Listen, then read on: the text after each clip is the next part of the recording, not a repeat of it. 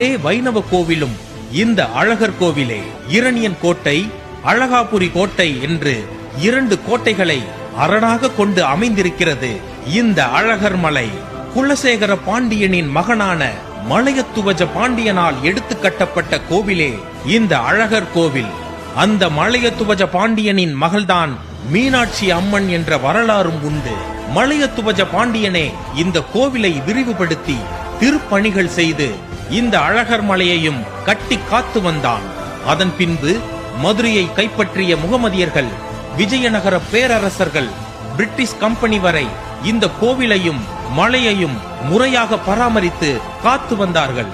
இந்த கோவிலுக்கு சொந்தமாக மன்னர்கள் காலத்திலேயே பல கிராமங்கள் தானமாக கொடுக்கப்பட்டது. சகல செல்வங்களும் தானங்களும் பெற்று என்றும் செழிப்பாக இன்று வரை நிற்கிறது இந்த அழகர் மலை. இந்த மலையையே மக்கள் வழிபடுகின்ற வழக்கம் இன்றும் உண்டு. இந்த மலையிலும் கோவில்களிலும் 120 சாசனங்கள் கல்வெட்டாக இன்றும் இருக்கிறது.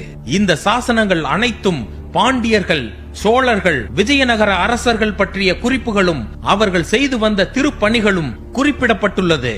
இந்த அழகர் மலையினுள் பஞ்ச பாண்டவர்கள் வாழ்ந்த குகையும் 9 அடி கொண்ட கற்படுக்கைகளும் காணப்படுகிறது. இந்த குகைகளில் கிமு 3ஆம் நூற்றாண்டுக்கு முன்னதாக பயன்படுத்தப்பட்டதாக கூறப்படும் தமிழ் வட்டெழுத்துக்கள் கண்டறியப்பட்டுள்ளது. இதுவே இந்த மலையின் பழமைக்கு மிகப்பெரிய சான்றாகும். மிக அரிய வகையான வட்ட வடிவ கருவறையை கொண்டிருப்பது இக்கோயிலின் பழமையை குறிக்கிறது. முதலாம் ஆழ்வார்கள் காலத்திலேயே இக்கோவில் மற்றும் மலையை பற்றிய பாசுரங்கள் பாடப்பட்டுள்ளன. சோழர் தலைநகரான உறையூரிலிருந்து பாண்டிய தலைநகரான மதுரை செல்லும் வழியில் ஒரு அழகான மலை இருப்பதாக சிலப்பதிகாரத்திலும் 2000 ஆண்டுகளுக்கு முன்பு நக்கீரர் எழுதிய முருகாற்றுப்படை பாடல்களிலும் இந்த மலையை பற்றிய பதிவுகள் உள்ளன. இந்த கோட்டை சுவரினுள் மற்றும் ஒரு கோவிலாக காவல் தெய்வமாக கருதப்படும் 18ஆம் படி கருப்பசாமி கோவில் உள்ளது. இது அழகரை காக்கும் காவல் தெய்வமாக கருதப்படுகிறது.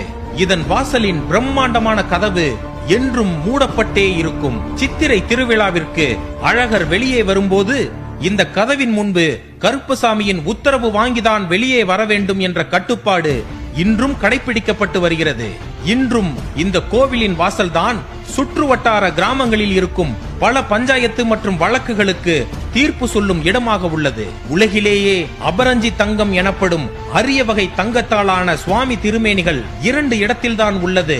ஒன்று திருவனந்தபுரம் பத்மநாப சுவாமி கோவிலிலும் இன்னொன்று நமது அழகர் கோவிலிலும் உள்ளது. அந்த அபரஞ்சி தங்கத்தாலான அழகர் சிலைதான் சித்திரை திருவிழாவிற்காக தங்க குதிரையில் ஏறி மதுரை வரும் கல்லழகர் ஆவார். அபரஞ்சி தங்கம் என்பது புடமிட்ட தங்கமாகும். தங்கம் மட்டுமல்லாது மற்ற உலோகங்களும் கலந்து 100% தூய்மைப்படுத்தப்பட்ட உலோகத்தினால் ஆனதே இந்த அழகர் திருமேனி. அழகர் மலையில் ஊற்றெடுத்து கொட்டும் நூபுர கங்கை என்னும் சிலம்பாறு இருக்கிறது.